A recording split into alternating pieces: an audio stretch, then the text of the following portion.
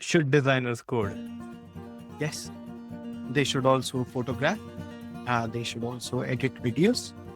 They should also write poems. They should also learn how to draw. I've always looked at savings as saving time. So now I'm using that to get some time. Don't fight change, adapt to change, and everything will be fine.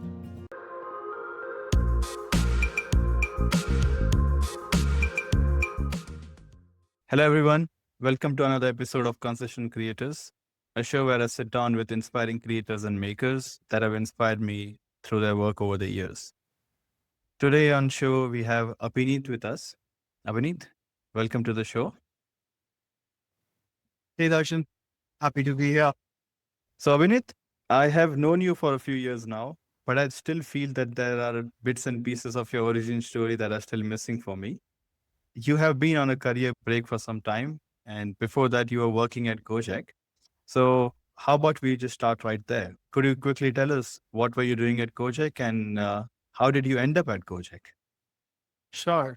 So I'm Abhinit. I'm a designer and a programmer.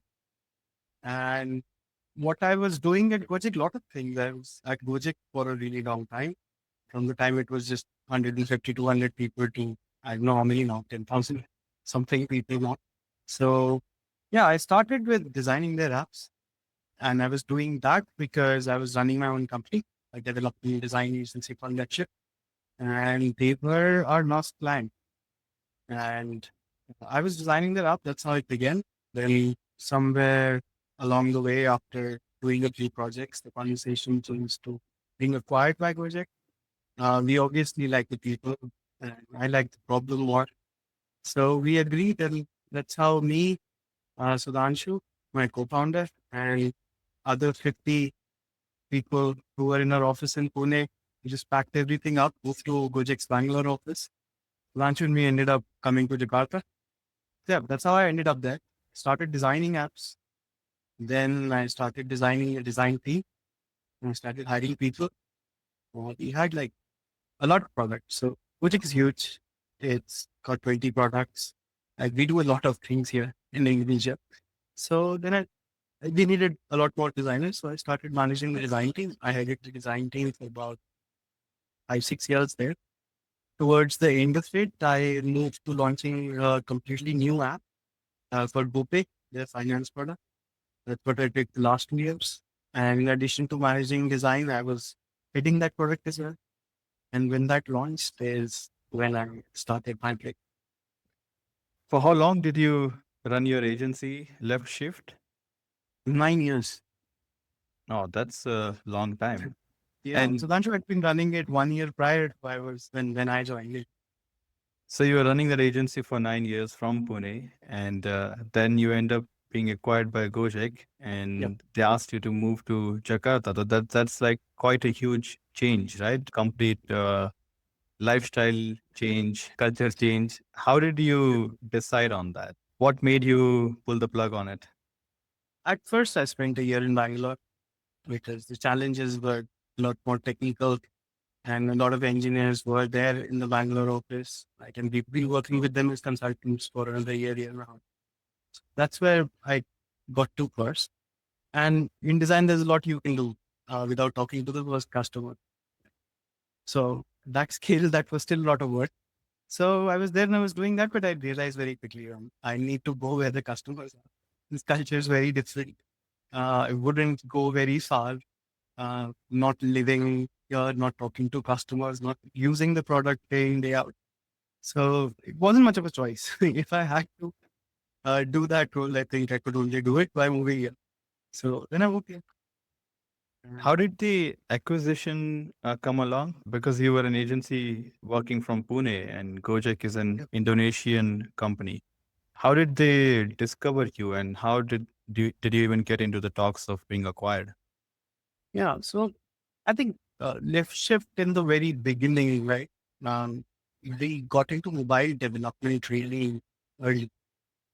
Early as in, I remember iOS 3 it was when they launched the SDK. Before that, Steve Jobs was like, he was showcasing web apps. Like, look how well New York Times works on Safari and all. So even a year before the App Store launch, we already started like working with jailbroken iPhones and like CDR toolkit and all of that. So we just we were there at the right time. So we ended up becoming one of the only few development agencies. And when you go to the work page, like starting early matters. Like when you go to the work page, there are far more clients and logos there. So I think early discovery happened because of that. And then we ended up Indian startup scene started getting big, right? And mobile, that shift, that transition was happening in India as well, very fast. So we ended up working with almost all of the startups which were coming up, like, and yeah, so that's how kind of work did the selling and the lack of a lot of players in the market. We were discovered by some big startups. Like took my show, we were working with Airtel at one point.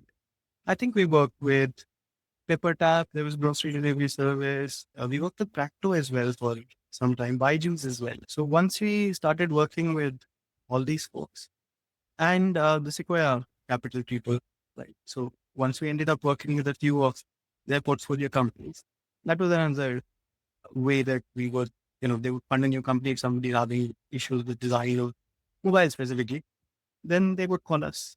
So that was sort of the sales pipeline. And Sudhanshu, in earlier days, non-mobile stuff, he used to go out and do the sales, and mostly all kinds of companies.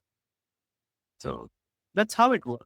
And acquisition, I think we used to, if you do a good job for a client, we were a really small company, 30 people, 40 people, 50 people, based out of Pune. If you end up doing a good job for clients and the clients are 100 times, 1,000 times bigger than you, then, acquisition does come up way too often when you think it would, right? Because people see a team which did a good job for them, and at that size and with the amount of capital they have, like it's always a consideration. Can we get this team in house and have the good thing keep going on? That used to happen. I think so. I would have said no to a bunch of people, but Gojek was different. Gojek was different. Because they did so many things, because the team was so nice, the founders were so nice, everybody was so just excited. I think when that thing came up with Gojek, we were just like, yeah, sure. And on the other side, the agency work, the whole mobile app thing that started in 2007, 2008, right? Once these e-commerce companies, transportation companies, once these companies came on board, it became more about scaling efficiently and reliably, right? And providing a great end-to-end service versus just the app itself being, really good. Right. That started happening. So on the agency side, I think quality expectations from the work. Speed was expected. Reliability was expected. Quality wasn't really, more and more clients didn't want that. It was becoming a little sad. So I guess Yeah. they ended up hiring your entire team, right? And making Yep. it an acqui-hire deal. Yep. Okay, amazing. And For how long have you been living in Jakarta then, since your move? it's been 6 years. This will be the 7th year. Wow. Very good. Really Do long. you do you feel like an Indonesian citizen now? Not really. It's a long way to go. It's like there's no end to understanding, learning about a culture, especially a culture this size. I don't feel like a citizen, but yeah, I'm very comfortable in my skin here, especially because I can speak the language. That feels really nice. So what has kept you excited in that country for so long now? Even after leaving Gojek, you still decide to be there. What's keeping you there? It's just nice. The city is nice. People are really nice. I have a lot of friends here because I built that design team and other people came on. Gojek grew while I was there. I got to know a lot of really, really nice human beings who live here. I'm friends with a lot of them. Weather's nice. People here don't feel that way always, but I'm talking about the weather extremes in India in some parts, especially where I'm from. I can see that it's I can see that Yeah, it's raining in your background, it's in- yeah. and I So guess you like the rain. yeah, And now I have a almost 3-year-old daughter. She was born here. So raising a child also seems a little easier here than going back to India, setting up a new. So that's what's keeping me here. And it's a good place to travel. Yes, absolutely. Southeast Asia is an amazing place. Every year, Yeah. when I go to India during the winter times, I take a detour to Southeast Asia and I try to spend at least 2 or 3 months there. Having a Yeah. remote job has always helped with that. It's something that I look forward to begin my year with a trip to Southeast Asia. Yeah. Hey, and I think a lot of people have gotten the idea because a lot of people do show up here now. But Jakarta is not on that circuit though. Jakarta. Yeah, I've never been to Jakarta. I had once been to Bali, didn't have very enjoyable experiences there. Was caught up in a robbery, in a theft that happened in the middle of the day. I didn't have great experience. So then I think maybe that's why I didn't feel more excited to explore the other places in Indonesia. But my experience in Vietnam and Thailand, they've been so good. Yeah. I even dream of those places, even when I'm not there. So that's Yeah. amazing. And that's like a callback for me. Yeah. Like this country is huge. This is the fourth. I think growing up in India, you don't hear much about it. Once you try to read up on Indonesia, you realize it's a giant nation. It's the fourth largest country on the planet. Geographically, also, I think because they're used to seeing everything in Mercator projection, like it affects Indonesia a lot. It's actually gigantic. It's almost two-thirds the size of India. So there are a lot of places and a lot of amazing places to go to. And yeah, I haven't had any of those experiences happen ever. I come from a troubled part of India anyways. So everything's relative. So yeah, I definitely feel much safer here than back home. Yeah, lucky you. Since your 7 years of living in Jakarta, what is the biggest culture shock that you have experienced?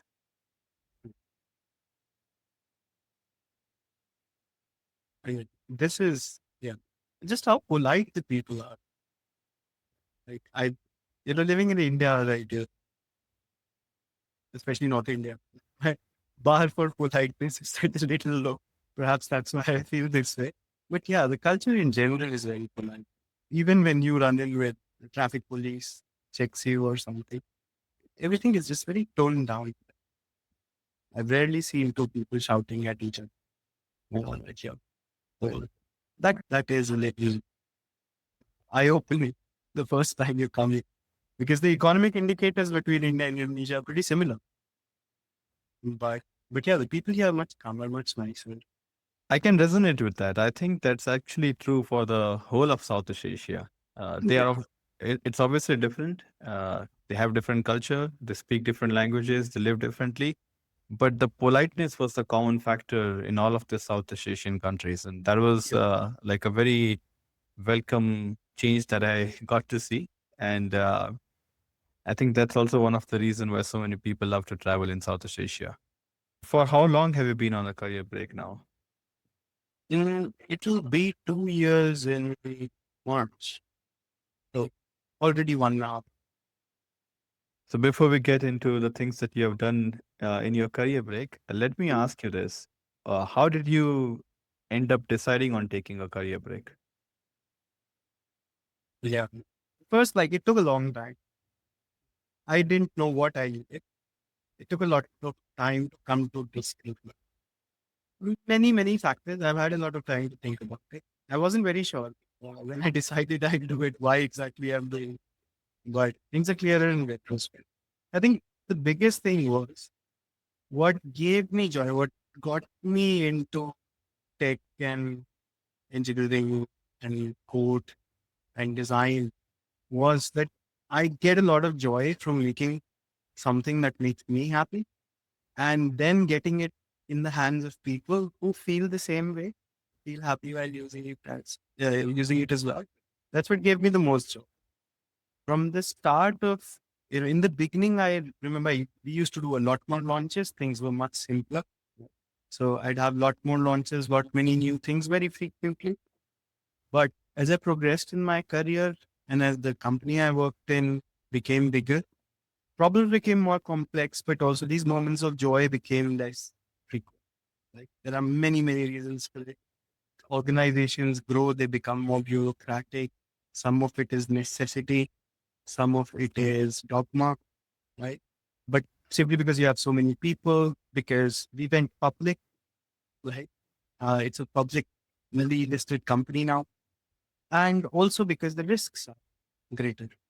When you run things at bigger scale, you have to be very careful about what will break and how things will fail, and that necessarily requires slowing down. As I said, towards the end of it, I was feeling a lot of this. I need this shipping. We need to launch faster. Right? I need some dopamine. It's much easier managing, especially a team of designers when you're constantly launching things. So I was feeling that slowdown in pace, and it was not making me unhappy, but it was a reduction in the amount of joy you're deriving through this. So towards the end of it, I jumped to the payments company within Gojek, right? Gojek also merged with Tokopedia, became a bigger company called Goto. They made a payment arm. So I moved there to launch a new app. That's what I was looking for. A very complicated project, took 2 years. It was a very, very happy launch. So then it felt like this is the time. I used to think of things like, you can do side projects, you can make small things on the side, and then you can launch them and derive that joy from there. There are lots of examples, many of the people you talk to who do that. But that simply wasn't like the role I was doing and number of people that was there. I would neither be able to do that and neither would that look good. So, like I would suggest that to people in my team to do more of, but somewhere like me doing that would not work out and would not look good as well. So I couldn't do that. And yeah, so that didn't work out. So eventually the only option was if that is what you want to do, then take a break, get out, and then you do that. I guess the other option could have been looking for another job where you would have had an opportunity to do the things that you enjoy doing, getting closer to the shipping cadence, launching things faster, getting closer to the pixels, as you say. Did you consider that option? No, because there's a whole other thing that happened in my life in this time, right? Like I became a dad. So I have while I was trying to launch products, right? I really got pregnant. My daughter was born here in Jakarta. So I wanted to spend time. And the more books you read, the more dads you talk to. Obviously, like books, I love books, right? So started reading parenting books, parenting literature, etc. And the more dads you read about, more parents you read about, everybody suggests that these years, the early years, are the best years to spend time with your children, right? Before they get busy with making their own life.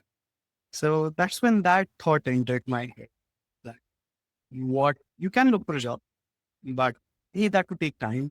It takes effort as well. But what if you didn't? Because everybody keeps saying that these are the years that I should maximize with your kids. Why don't I just do that now and not work for a few years? So my partner, my wife, she's got a career of her own. She's working as a product manager somewhere. So that is also a privilege, which I thought should be put to good use. So all these things combined, I was like, you can always look for a job later. And also keep in mind, I've never looked for a job. I've managed to work for 15, 16 years. I've never made a resume. I have advised a lot of people on how to get a job from the lens of somebody who's been hiring people. But I myself have never looked for a job. How I feel like I would pick a company if I were to work there is first look at the people, right? And it takes time to get to know whether you fit in culturally, right? And you align and feel happy working with these group of people. So how I would imagine I would start seeking out people whose work I like, talk to them, like, see where there's good people and interesting problems Where do they intersect? And then think about it. So I would, even if I was looking for a job, I knew I need a long time to go around, meet people, and then decide. Uh, yeah. But in the end, I decided at least 2 years in doing nothing. I also got into learning some new things, which I hadn't done for a long while. So then I was like, okay, 2 years it is. It's still not 2 years. I'm thinking of extending it to three, right? Because I'm still here. But, but yeah, sorry, not being very specific, but that's why it did occur, but then I could afford to push it forward a few more years. And I'm glad I did. That is amazing. Perfect timing. Glad that it worked out for you that way. And also good on you for thinking of extending it. You said that you have picked up a lot of things during this break. You have started to learn a lot of new things. What are some of those new things? First is going around Indonesia, understanding its culture better. I've read research reports upon research reports in my 6, 7 years there. But personally, going and talking to customers, I've mostly done it in 2 or 3 cities and mostly in Jakarta. I got a chance to go out in Indonesia, learn more about it, see more places, meet more people. What's the most fascinating thing that you have learned about Indonesian culture on your adventures? I would say just the diversity of it. Right? We, especially like living in India, we come from India, we taught from primary school onwards, right? Like how diverse we are, how many languages there are. Indonesia, I, is even more diverse, and geographically, it is an island nation. So there's a certain amount of, especially in medieval periods and before that, there's a certain amount of isolation. The geography itself was with people. Right? So the most fascinating thing is the number of languages here, the number of cuisines here, the number of tribes here, and yeah, there's just so much diversity of perspectives, food, language. It's really hard to zoom out and make sense of it all. And even then, there's certain things which are the same no matter where you go. So that unity and diversity thing that we were talking in India, this is really a test for that. I don't think there is any other country like this anywhere else. If that makes sense. Yeah, amazing. And then what were the other things that you picked up? Yeah, I got into photography a lot, like serious photography. I picked it up while I was last few years in Gojek as well. Then I used to do it less, and I used to do it more mindlessly. Like I was just clicking photos, mostly travel photos. But then I started getting into street photography, and once I had a lot of time, we learn how to learn throughout our careers, especially when you move between two or three things. So I started the same way, started reading books, study the work of photographers who got my fancy in way more detail, and taking workshops with some really good photographers. And most importantly, going out and shooting every day, being there, being on the streets, and coming back home with at least 2 GBs, 5 GBs of photos that I've made. That also helped me scratch the itch off because in the early days, in my break, I didn't want to have a plan because Asmara, my daughter, was little. First plan was to just spend as much time with her as possible. But there's still this itch of making something, like creating something. You cannot not make anything. At first, I tried writing, just journaling and all. But then photography filled that gap for me. I come back home, and this is also like I used to think if I shoot 100 photos, 10 of them are really good, right? And as you get better at something, you start having days after days where you go out, you've shot a lot of photos, but none of them is good because your bar, as I studied these other photographers, bar gets high. What are you So using then, to click these photographs? what am I using? I have a Leica camera and I have a Fujifilm camera. So for street, I But is it use a digital one or is it a roll? digital. I tried film, and I might go back to it. But because I was trying to improve my photography and I was trying to shoot every day, having films on the screen, to films are expensive. Yeah, it's 100% expensive. And I think you were talking about taking 100 pictures and then you get like 10 good pictures out of it. I have this fascinating story about a friend of mine who I met on my travels to Himachal Pradesh. So his name is Josh Adams. He's from South Africa Mhm. and he does videography for a living. So he makes motion pictures. He would shoot videos for independent artists or bands, cover videos, stuff like that. And for that reason, he of course carries his camera with him. But you know what? The most interesting part about this was he had a digital camera which he was only using for video, and then he had a film camera. I don't remember the model that was, but that was his camera for taking pictures. And I think he was taking pictures mostly for himself. That was not a part Mm. of his work, even though it was related to the work that he does, video, picture, similar thing. But he created that separation. And he used to only have, I think, 5 or 6 shots for a day.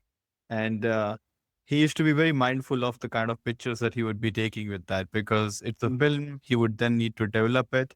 And he would also look at things very differently when he needed to take pictures with that. So only if something really resonates with him, he feels that's like a special moment happening over here, or there's a special memory that he can capture, then he would take out his special film camera and take a picture with that. And it was very fascinating to see how he approached that. Very rarely I saw him take pictures with that film camera.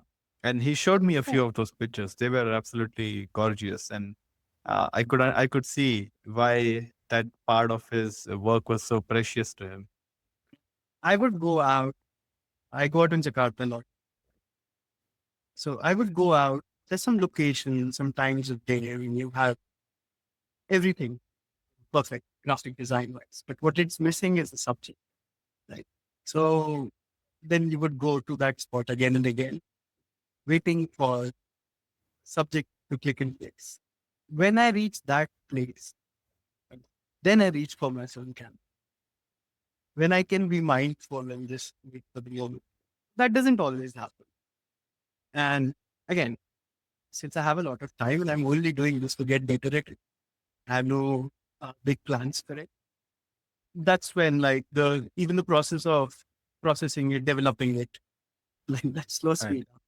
So it lies then waiting for such shots. But yeah, film is I've also introduced a lot of people to photography in this time. Friends. Would you be able to share the best picture that you have taken so far? That's such That a is best difficult picture according question. to you, of course.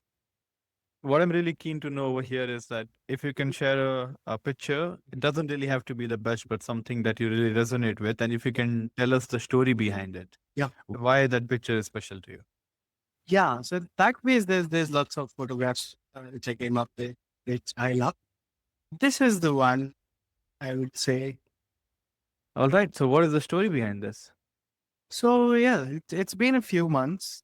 I've left Gojek and I'm out on the street. And I remember one of the last conversations, arguments we had in Gojek in the transport team was regarding surge pricing, etc. And I've left the job, right? I haven't had anything to do with these folks. And I reached this metro station. It's evening time. Offices are about to just close and there's surge pricing in effect. And there's this, I think, half a kilometer long queue of just Gojek and the cab drivers standing there, just waiting for people to start pouring in. And I had some really good conversations with a couple of drivers there. And I was just thinking, like, that was the only, probably the first and the last moment I missed having being back there. That's the story of the picture. So to Mm. put things in perspective, are you saying that there was a surge price in the evening, but then you could see a lot of drivers waiting Yeah, for their order? So surge pricing should have not been there then in that no, case. no, I'm not saying that. I'm saying like that was, I had a really good chat about what do they feel about it? What do they feel about the fact that, because before there were these online aggregating companies, right? This is what these folks used to do. If you go to Bombay, you look at the autos, you look at the Kalikas, this was their behavior. You bunch up together in front of cinema halls when the shows get over, in front of offices, right? When the offices are about to close. And in came all these companies and they were like, we'll solve this. Right? We'll tell you where the customer is and you can go there. And after a decade of work by some really, really smart minds, this is what happens. That behavior is back here, and these drivers are waiting for orders on the side of the street. So I'm not saying it should be there or it shouldn't be there, right? I'm just taking, this photograph to Okay, so you're not interested in providing an opinion, but you just want to capture the moment or the just moment. okay, got it. There's a lot going on there, right? To this whole, what has tech really done for them, for transportation in general? It's a funny thing to see that happening in 2024. Yeah, history has a way to repeat itself, right? Yeah. The behavior they get transformed into different behaviors, but then when you see the underlying principle of it, you can see Yeah. the pattern. This is a picture I took of this is somewhere around Tankahan, and this was the hardest day for me on motorcycles, right? Because I followed these guys, this guy in the front. I was going somewhere else, but I saw a group of these dressed for the purpose, riding dual sport riding people, and I followed them in, and I didn't know what I was in for. That turned out to be a 30-40 kilometer stretch of just really hardcore off-road stuff. And this is me clicking their pictures right before. This is the moment I decided I'm going to follow these guys. And yeah, so if that makes sense. And also like the red and the red. So there's that visual echo. But Yes. when I clicked this photograph, I ended up following them. And that turned out to be one of the most fun and the most challenging days of my entire month long trip. For how long did you follow them? 30-40 kilometers. And what did you learn about it? Yeah, it was just very challenging terrain. These guys had the right set of tires. It was from around there. They were going really fast there. And yeah, and they took me through some routes which were really, really beautiful. And I would never have. Ah, so you actually had a chat with them and No, I you, didn't. I didn't. I was just so, following them and they were taking some routes which were just epic. but did they figure out that you were following them this whole Yeah, time? yeah, yeah. Yeah, of course. And what was the reaction to that? They honked a few times. They waved a few times and we just kept riding together. And a few times I would get stuck. They would just stop there, look back, and not move ahead until I was out of that. So there were no words exchanged. This guys must be weirded out that why is this brown guy following us for No, 30 I to think 40 kilometers? you'll see very little of me from the helmet, etc. Anyways, so I don't think they That's knew. that's The even only more clue they would scary or have is skeptical. the only clue they would have is that this was my motorcycle was from Jakarta, and I had more stuff. I was carrying more stuff. So only thing that would have been apparent. I don't think they would have known who I was or where I'm from, but they would have known, probably guessed that this guy is going somewhere far and is coming from somewhere. But Yeah. yeah, but the point of this photo for me is like just serendipity. Like he shows up in red, right to this X, there's visual echo. It's complete chance. But I was there ready with my camera because I kind of expected it. So one is that. And then I decided to follow them, and that became one of the best rides of otherwise month-long trip. Speaks of serendipity and how if you allow yourself to, you have to be in the right place for luck to work out. Something like Amazing. Well, thanks a lot for sharing these pictures. Let's break into a quick intermission and do a rapid fire round. I'm not going to give you a lot of context for this question, and you also don't need to provide me a lot of context when you answer. You can answer in one word, you can answer in a sentence. I will that. leave that up to you. Are you ready? Sure. Yep. Amazing. What's the best country in Southeast Asia according to you? Indonesia. That was obvious. That's all. I'm biased, but that's all. Yes, and I will allow that. Where are the best beaches in Southeast Asia? I think Lombok. Highland beaches are pretty good as well. But there's Is is there any particular beach in Thailand that comes to your mind? some beaches around Phuket. Those are really nice, really picturesque. But then Indonesia, like some areas around Labuan Bajo, some beaches on Lombok, those are probably the best, some of the best beaches I've been to as well. Right. What Thailand comes comes to your first. Indonesia again. what comes to your mind when you hear the word Bali? Memories, friends.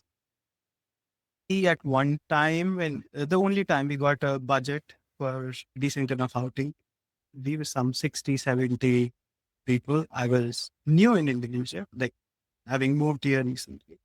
And all 60, 70 of us went for a trip to Bali, all designers. And yeah, that one trip just probably saved me months and months of time getting to know everybody in the team that well. And yeah, probably helped the work become easier for years to come. What comes to your mind when you hear the word India? Parents. I can 100% relate to that. Family is also the first thing that I think of when I think of India. Yeah. Should designers code? Yes, they should also photograph. They should also edit videos. They should also write poems. They should also learn how to draw. Yeah, Tell us in one sentence why you think designers should code. because I see it as understanding the medium. If you understand how the medium works and how what you design, what goes in actually making it real, the more you understand it, the better you get at that. You'll avoid mistakes and you'll be able to think of ideas, think better, be more creative.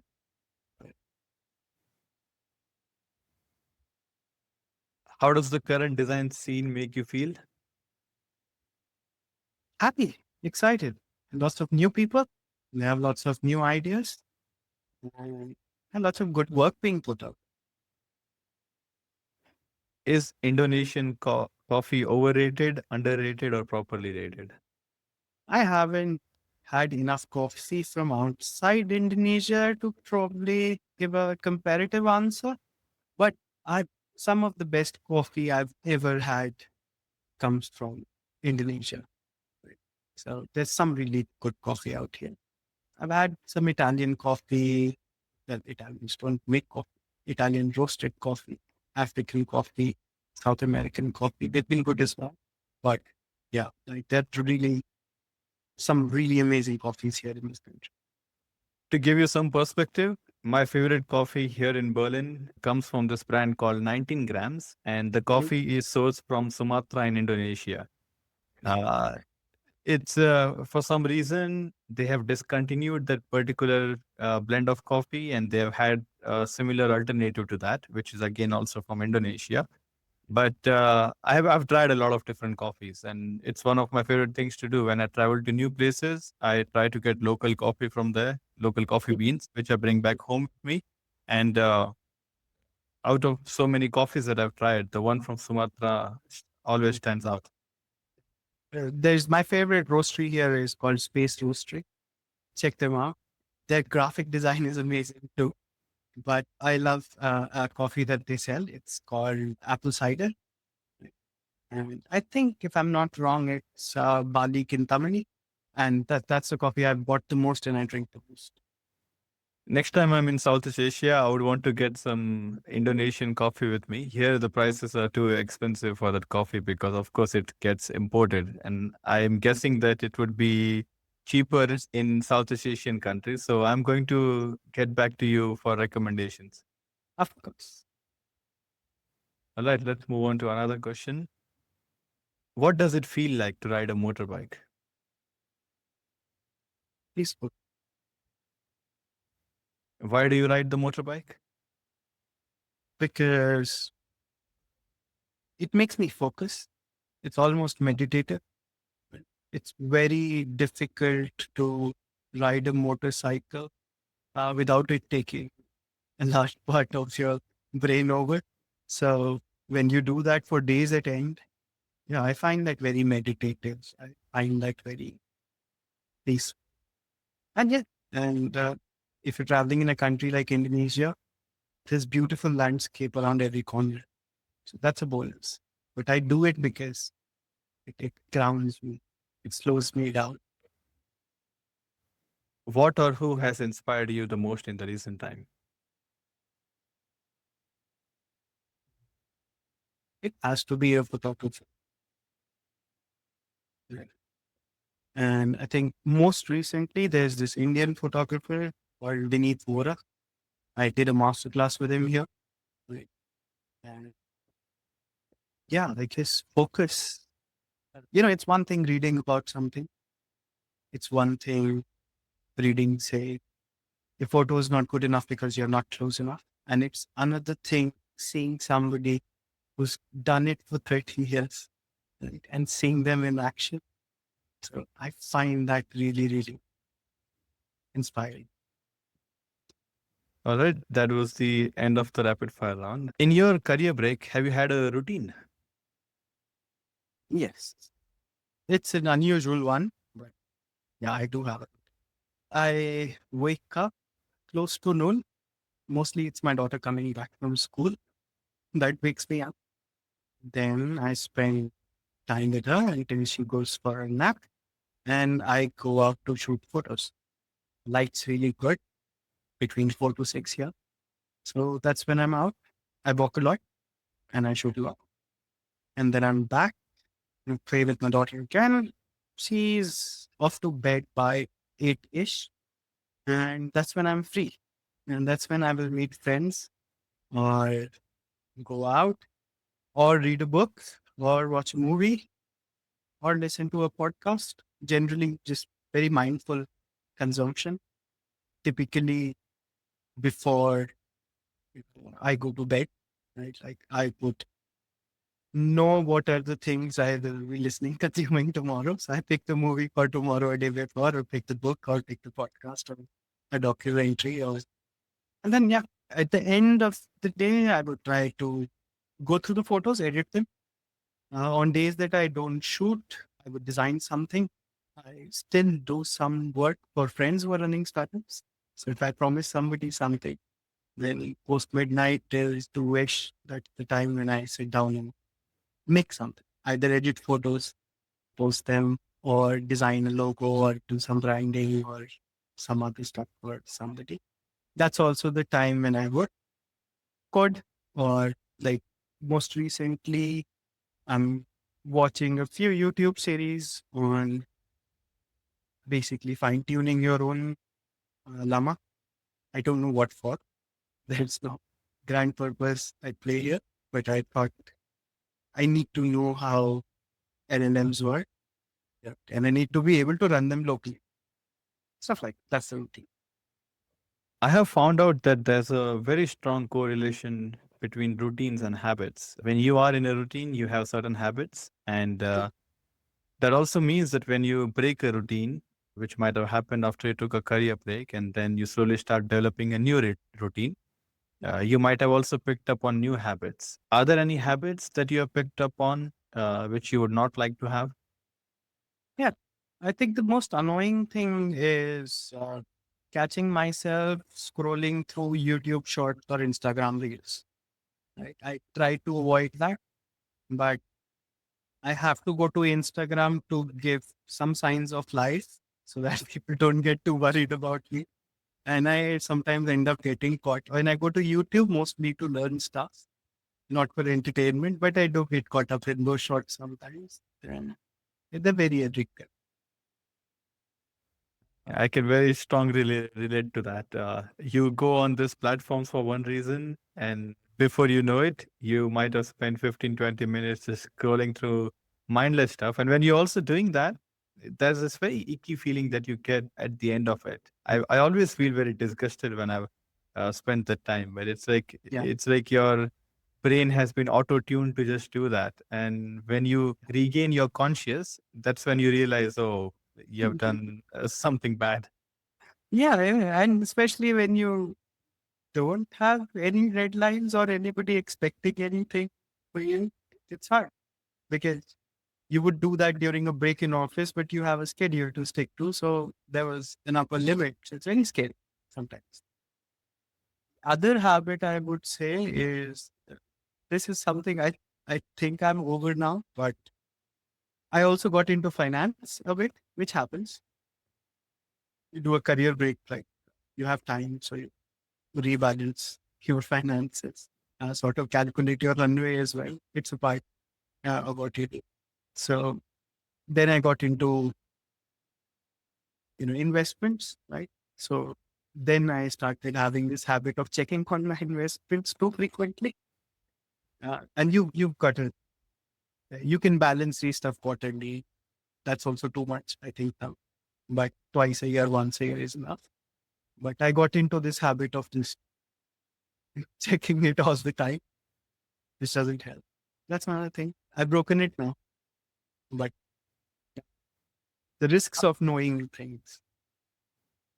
How has your relationship changed with money after you stopped getting the regular salary in your bank account? Because I guess the way that you look at money when you have a monthly income coming in would be very different the way that you would look at it when you don't have a stable income. You might make some money here and there if you're freelancing or working on side projects, but of course, the relationship has changed. Does that really change the way that you also live your life and how you think about your expenses? Not really. I think I got this early on. Whenever I made money, in the beginning you struggle as when the really low, then you struggle. But ever since I started saving 30% or more of my monthly, since that time I have managed to stop looking at the income as income, right? But start looking as income which goes into savings and the returns that you get from savings as your real income. Right? So I made that switch thanks to again books and some finance people. I managed to make that switch earlier. So I've How do just been you looking at that. The only thing that's changed is I didn't have time to manage my finances. So most of the money was lying with fund managers, people who invest in mutual funds, etc. I but was hardly. how do you really use this returns on your investment for daily expenses? Do you sell some stuff to get that return and then use it for That's what expenses?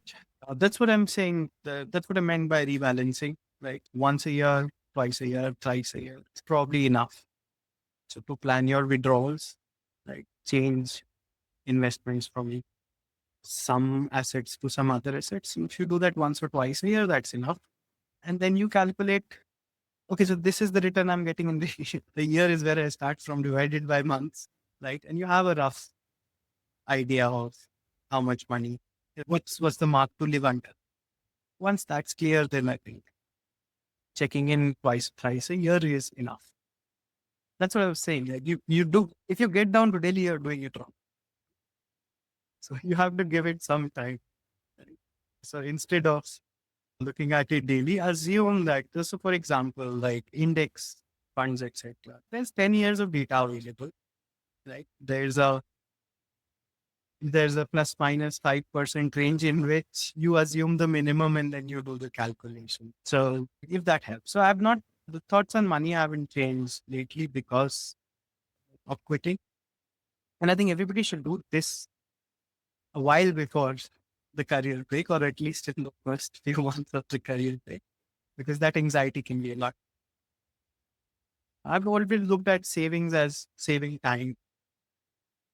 So now I'm using that to get some time. Has there been any finance lesson that you have picked up by reading these books that has really stuck with you? I think the main one is all one I already mentioned, which is save first, spend later. Don't spend and then save what's remaining. Save first and then spend from whatever is remaining. I think That this is a could be, lesson that every Indian household teaches their kids, especially if you come from a middle class background. We have always just taught about how to save your money. There's not really much lessons that are given to you about spending the money or what to do really with the money that you have saved. But I think this is one thing that's fed into your brain since the very beginning. It's like hard coded in your brain. Whatever yeah, you get, just keep saving it. yeah, that's true. But at the same time, I think I've designed fintech products on and off a lot of times in the last 15 years. When I read the research report, even though that is the common, that's very common advice passed on, most people don't take it. In fact, I would have designed a few finance uh, apps, big ones at that. Before I did it, took the advice myself. So I would have I've taken that advice, passed it on to customers, made banners which say, "Hey, start saving early," right? And me myself started it or took that advice much later. So yeah, it's common, but the advice is given doesn't mean everybody takes. Even still, a lot of large number of people still don't take that, Yeah. including Let, let's talk about generative AI. You have been looking into LLMs and trying to host it locally, experiment with it. What are your thoughts on the current state of generative AI and how do you think it's impacting design? it's amazing. And then I think I feel happy for the designers, especially the young designers coming up, are using AI in really creative ways. I love seeing what other people are doing on the journey. I pay them, I think, not to generate images, but to lurk around in their forums and see how people are pushing mid journey to fall in line and generate exactly what they want to generate. So, yeah, overall, it's very positive. I don't pay much attention to, oh, this will render people jobless narrative. I never had. Right. The programmer side of me is more scared than the designer side of me, to be honest. I find that giving briefs to AI, giving brief itself requires a certain amount of knowledge. The, because a lot of, for example, a lot of early people who were able to achieve very realistic photos from a journey did so because they understood photography and they were literally saying shot on a 35 mm camera, right, at a wide aperture because they had the vocabulary, they could instruct mid journey and they could generate better results. So so I'm largely positive on it. And on the need to run it locally, I think that's the nerd inside me. Sure, mid journey can generate a lot of things, but I have to help friends with branding their company. I can create an illustration style for them once, right? They don't have budgets or for hiring designers or whatever right now. Can I set up a small, simple image generator for them that will keep them consistent to their brand colors, brand foundations? That's really exciting. That's why I'm learning how to. I want stuff happening locally. I'm not really kicked about general purpose image generation AIs as much as how do I make them special purpose, if that makes sense. I'm also noticing that the market is becoming especially difficult for junior designers because of the power of AI. As you mentioned, if you have the vocabulary, if you have some experience, you have the taste, it makes your job easier to create a lot of work. So it's like what would require three people to do the work? Maybe just one person can do that. And because of that, also what's happening is the junior level jobs there anyways have always been shortage of the jobs for junior people, and now I think it's even more people who are getting started in design. They are being quite afraid of how they really get started because Mhm. the kind of the work that they would be doing earlier on, they have a bigger competition now. AI can do Mhm. much better job at that, and it's also cheaper for companies to do that using AI. How do you think that is really impacting the design scene right now? What do you think the junior designers can do about this? I think first is not to panic. Right. Technology has changed a lot of times. Mediums have changed a lot of times. There's a lot of scaremongering every time that happens. Right. When computers came in, accountants were scared. So let's not panic. That's number one. The second thing is you see the people who already more experienced people are going to be expensive. Right. Question is, what do you mean when you say that the AI can do the job of a junior designer? What that assumes is the job description for a junior designer only to create graphics for, say, the Instagram handle of my brand? I have never had a junior designer with that role. I know there are lots of some marketing companies where that's junior graphic designer, that's their gig, right? To produce 5 pieces of content with these constraints for this company in a week. Those jobs should not exist, and there is not a lot of growth in those jobs, and those jobs have not been aspirational already for a really long time. Yeah, I don't really think the people who are saying that, oh, why do I need a junior designer? Because I said already, like I I've been a design lead, so I'm used to articulating what I require in a certain way to designers, right? The articulation that I need to do for mid journey is not the same, right? It's much easier to instruct a junior designer than it is to mid journey. I've spent hours tuning my prompt, building SREFs, trying to get it to stick to style, right? It's easy when you drop the bar for quality or consistency, but yeah, it's not there yet and it will take a while. And a junior designer can do much more. And the most important thing is breaking the breed. They are human designers after all, right? They go out in the real world and they're building their models way faster than these AI models are. So I think there's still a long way. And I'm seeing more junior designers do things with Mid Journey, right, which they would not be able to do, right, if they went the conventional way for another 4 or 5 years. Right? Design is a lot of things. You can leave illustrations to Mid Journey. You can leave some. It can take up some of the photography bits of your hands. Right? If you're an Indonesian designer, it will even help you shape the tone and the style of English, even an Indian designer, because it's not your first language that can make you sound a certain way. So I'm seeing a lot more designers overcome some obstacles using AI than I'm seeing designers being replaced by AI. Yeah, that's a very positive outlook on it. I also like to think of it that way. And you're absolutely Yeah. right in terms of And the yeah. scaremongering that happens when there's any new technological revolution that happens. And it's very obvious, right? It's just the way things are that when Yeah. it's the beginning, you don't really know what to make of it. Things look uncertain. But if you just look at the history, it's not like people are just replaced out of their jobs. They are transition to something else. They are forced to change the way they work, and then they end up doing different kinds of work. And also, There, like that. And another thing is like the way I think you asked me if designers should code, right? And I said, yeah, they should. everything that makes them a better designer. Right.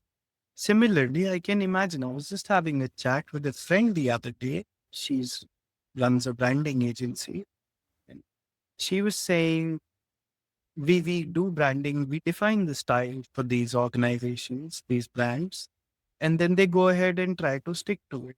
In the future, I can clearly see I would be giving them models trained on what their style is so that when they take the project back, they find it easier to generate graphics and a tone of voice which stays on brand, right? So that those are the kind of designers I draw hope from, right? That and she has nothing to do with code, right? But uh, now we are watching these YouTube series together and figuring it out for ourselves. So yeah, if you adapt, you change the definition of what a designer is. Don't fight change, adapt to change, and everything will be fine. And we'll be in a much better place 10 years from now than we were. What is the next project or next gig or anything that you're looking forward to? I have to move countries. So I'm going back. I have to spend more time with my parents as well, which is again the reason why I'm thinking I'll extend it by one more year. So that's a big thing that I'm looking forward to. Are you And looking to move for good or just to spend this extended time with your family and for come good, back? for good, because yeah, many reasons, but it's been a long time coming. But yeah, so that's one big thing that will happen. I'm also beginning to reach out to people again, people whose work catches my eye, work that makes me go, how did they do that? So I'm thinking those people. I'll be in India. I wasn't so far. I'll be there. So I'll try to meet more people and maybe that will lead to something, but nothing else at all, like nothing planned in general. Where would you I'm move to in also, India? that's a really difficult question. Right now, the answer is to my parents' home, but that can't Where is that? be so forever. My parents are in Jhansi, Okay. but yeah, so I have to go and figure out. So I have a short list. So I plan on going back, spending some time with parents, and then going to these places and picking the best one. And yeah, Where is your heart at? Are you thinking of getting back into a job, starting something of your own? Is there anything that you have been contemplating? yeah, I think eventually, see, I said throughout my career, the complexity has been increasing. Also, I said like what gives me joy is seeing other people use products, things that I've made, right? That scale got really big as the companies got bigger. So the number of people who were seeing your work was very big. So I still want to make things and I still want as many people to experience my work as possible. But I don't like, I'm not looking for a job exactly, but I'll meet people. If I like a problem and I like the people, then I might. Otherwise, I have a few ideas from friends and from myself. A few ideas I would like to build out. Don't ask me what they are. I will ask those to you privately. Yeah. Is there any advice that you would like to give to creators or designers? The one you already said, like have a routine. It doesn't have to be 8 to 5 or whatever, but have a routine, right? Because as you already said, routines build habits. Doing something deliberately over time is the only way to get better, right? So have a routine or a rhythm. If you're a YouTube creator, right, the algorithms love consistency, right? They love predictability. Don't worry about quality much. This has been the way forever, as long as I remember. Just keep doing it to a rhythm. And if you do it deliberately, you'll get better. That's one advice. What else? Yeah. And share your work. Share your work, but ignore the opinions. Right? I see a lot of people because there are lots of opinions out there. You can share your work and anybody can say this is bad or I don't like it or what's the point of it. Right? So that discourages people from sharing their work. you should share and ignore the opinions, but take the critique. Typically, what I do is I see critique of people who've done this for some time. So even with photography, I wouldn't reach out to great photographers for tips. There's books out there, YouTube out there. You can how to do the tool what makes good photography, learn by yourself. The only time I reach out is to get critique, serious thoughts about my work. And I share my work. Stop doing it for some time, but I share my work. Opinions I ignore, critique I keep. But do share. Don't stop sharing for fear of. Yes. Algorithm, I think, is also the way of life. They are merely replicating what life also wants you to do, which is be consistent at what you do. That's why I always say consistency outweighs talent. And that's why the show is also Always. called Consistent Creators. Always. Yeah. Like you've got to keep doing it. It's very easy to get lost. It's very easy to get demotivated, but you have to keep doing it. Well, that's the end of it. Thank you so much, Abhinay, for giving us your time and being so Thanks, open coach. in the conversation. This was fun. We'll see you around. Yes. Until next time.